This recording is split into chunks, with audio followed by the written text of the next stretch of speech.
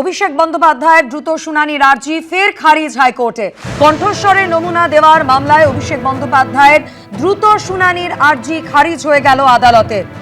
দ্রুত শুনানির জন্য হাইকোর্টের দৃষ্টি আকর্ষণের চেষ্টা করেন অভিষেক বন্দ্যোপাধ্যায়ের আইনজীবী।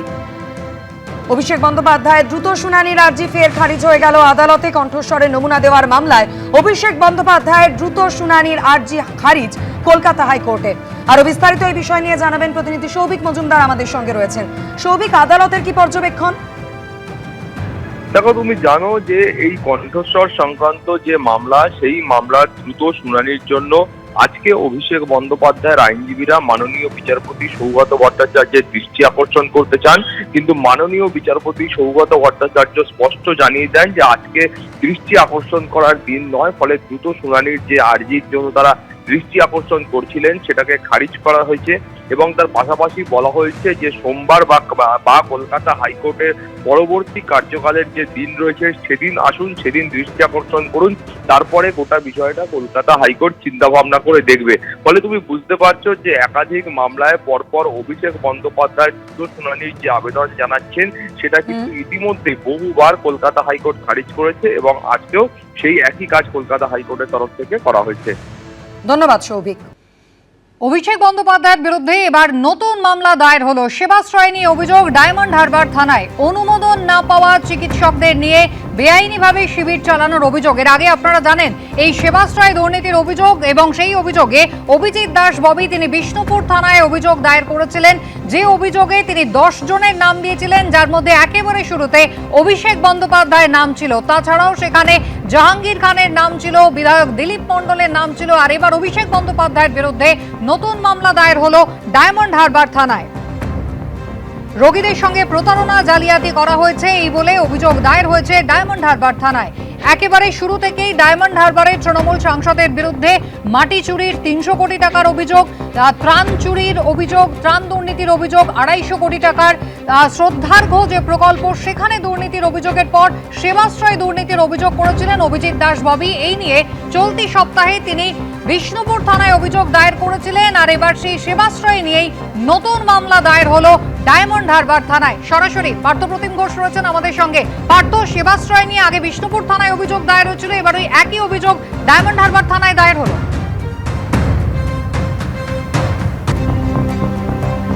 দেখো, শুধু অভিযোগ না, একেবারে এফআইআর রুজু করলো পুলিশ। এবং অভিষেক বন্দ্যোপাধ্যায়, ডায়মন্ড হারবারের সাংসদ অভিষেক বন্দ্যোপাধ্যায়ের নামে কিন্তু সেবাশ্রয় নিয়ে একেবারে রোগীদের সঙ্গে জালিয়াতি, প্রতারণা সহ একাধিক বিষয় উল্লেখ করে এক ব্যক্তি গতকালকে অভিযোগ দায়ের করেন ডায়মন্ড হারবার থানায়। এবং যে বিষয়ে তিনি অভিযোগ দায়ের করেছেন, ডায়মন্ড হারবারের রায়নগরের বাসিন্দা এক ব্যক্তি তিনি অভিযোগ দায়ের করেছেন। এবং সেই অভিযোগে একাধিক বিষয় বলেছেন যে সেবাশ্রয়ের যে বিভিন্ন জায়গায় ক্যাম্প হয়েছিল সেই ক্যাম্প থেকে কিন্তু একেবারে রোগীদের সঙ্গে প্রতারণা করা হয়েছে বলে তিনি অভিযোগ দায়ের করেছেন। এবং এক্ষেত্রে তুমি দেখেছো যে আমরা দেখিয়েছিলাম এই সেবাশ্রয় নামে কিন্তু যে বিষয় অভিযোগ, সেই অভিযোগগুলো সামনে আসছিল। অনেক রোগী তারা বলছিলেন যে সেবাশ্রয় যে ক্যাম্পে তারা গিয়েছিলেন সেখানে যাওয়ার পরবর্তীকালে সেখানে যে চিকিৎসা হয় সেই চিকিৎসা থেকে তাদের কিন্তু কোনোরকমভাবে যে তারা যে রোগ সারাতে গেছিল সেই রোগ তাদের সারে পর্যন্ত নেই, উল্টে অনেকেই অভিযোগ করেছে উল্টে তাদের ক্ষতি পর্যন্ত হয়েছে, এমন অভিযোগ কিন্তু অনেকেই করছিলেন। এবং এই যে সেবাশ্রয় ক্যাম্প, সেই সেবাশ্রয় ক্যাম্প যার উদ্যোগে মূলত হতো সেটা হচ্ছে ডায়মন্ড হারবারের সাংসদ অভিষেক বন্দ্যোপাধ্যায়ের উদ্যোগে হতো। তোমাকে যেটা শুরুতেই বললাম, শুধু অভিযোগ নয়, একেবারে অভিষেক বন্দ্যোপাধ্যায়ের নামে এফআইআর রুজু হয়েছে। একাধিক কড়া ধারা কিন্তু তার মধ্যে রয়েছে, যার মধ্যে তোমাকে বলবো বিএনএস এর একের পর এক ধারা যেমন রয়েছে, তার পাশাপাশি হচ্ছে যে ড্রাগ অ্যান্ড কসমেটিক্স অ্যাক্ট, সেই ড্রাগ অ্যান্ড কসমেটিক্স অ্যাক্টে মামলা হয়েছে। এছাড়া হচ্ছে অ্যাটমিক এনার্জি অ্যাক্টে 17 নম্বর ধারায় তার বিরুদ্ধে মামলা হয়েছে। এছাড়া হচ্ছে পশ্চিমবঙ্গ ক্লিনিক্যাল এস্টাবলিশমেন্ট অ্যাক্টে অভিষেক বন্দ্যোপাধ্যায়ের বিরুদ্ধে এবং আদার্সের বিরুদ্ধে কিন্তু মামলা হয়েছে। এবং সেই মামলায় মূলত যে বিষয় উল্লেখ করা হয়েছে যে এখানে যে ধরনের চিকিৎসা পরিষেবা দেওয়া হতো সেক্ষেত্রে পুলিশের কাছে অভিযোগের পর তারা মনে করছেন একটা হচ্ছে সংঘবদ্ধভাবে অপরাধ এখানে হয়েছে এবং অভিযুক্তরা প্রতারণা করেছে, জালিয়াতি করেছে, এমনকি অন্যের পরিচয় ধারণ করে অপরাধমূলক বিশ্বাস ভঙ্গ করেছে, বেআইনিভাবে চিকিৎসা পেশা পরিচালনা করেছে এবং প্রয়োজনীয় যে সমস্ত চিকিৎসকদের অর্থাৎ রেজিস্ট্রেশন নাম্বার থাকা চিকিৎসকদের না রেখে অন্যকে কিন্তু চিকিৎসক হিসেবে যে প্রেসক্রিপশন লেখার অভিযোগ উঠেছিল সেই বিষয়েও কিন্তু উল্লেখ করা হয়েছে।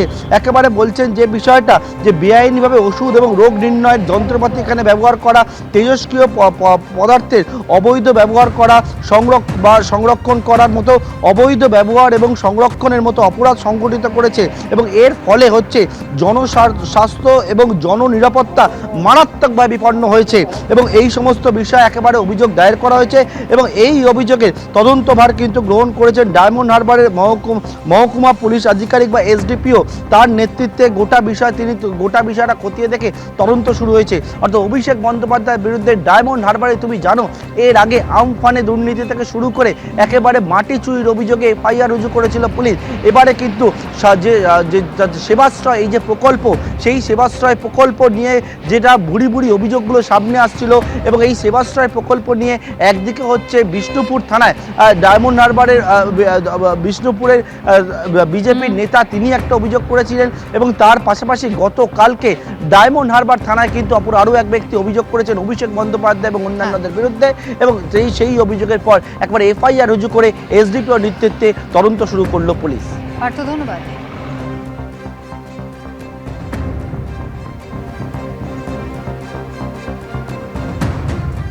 নওদার বিধায়ক হুমায়ুন কবিরের বিরুদ্ধে জলাশয় জবরদখল করে মাছ চুরির অভিযোগ উঠল। চন্দনপুর বিল থেকে তোলা সব মাছ বাজেয়াপ্ত করল পুলিশ। যদিও হুমায়ুন কবিরের দাবি ওই বিল তার লিজ নেওয়া, সেই লিজ বাতিল করা হয়েছে জানিয়ে গতকাল থানায় চিঠি পাঠায় খৈতান সংস্থা।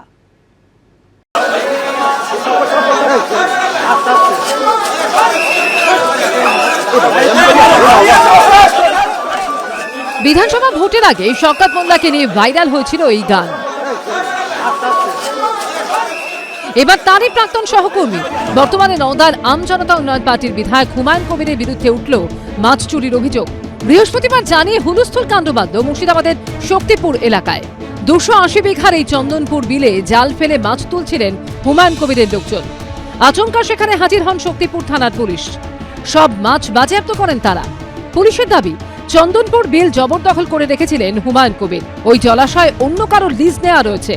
যদিও হুমায়ুন কবিরের দাবি ওই বিল তার লিজ নেওয়া, পুলিশ অবৈধভাবে মাছ নিয়ে গেছে। এখন এই কাতলা মাছ রুই মাছটা ধরা হচ্ছিল। আজকে সকালবেলায় ওসি অতনু দাস তার বিশাল পুলিশ বাহিনী নিয়ে গিয়ে সেই মাছ যারা ধরে আমাদের যে ডেকগুলা সেই ডেক থেকে মাছ সব নিজে লোক লাগিয়ে কেড়ে নিয়েছে এবং সেই মাছ ওখানে পাবলিকের কাছে বিলি করে দিয়েছে এবং আমাদের যারা লোকজন ছিল তাকে সেখান থেকে উচ্ছেদ করে দিয়ে। বুধবার খৈতান ইন্ডিয়া লিমিটেডের তরফে এই চিঠি পাঠানো হয় শক্তিপুর থানায়। সংস্থার তরফে জানানো হয় চুক্তি অনুযায়ী বকেয়া টাকা না মেটানোয় তারা হুমায়ুন কবিরের সঙ্গে চন্দনপুর বিল সংক্রান্ত চুক্তি বাতিল করছে। তারপরই বৃহস্পতিবার সেখানে অভিযান চালিয়ে মাছ বাজেয়াপ্ত করে শক্তিপুর থানা। রাজীব চৌধুরী ও পার্থপ্রতিম ঘোষের রিপোর্ট, এবিপি আনন্দ। এবিপি আনন্দ, এগিয়ে থাকে, এগিয়ে রাখে।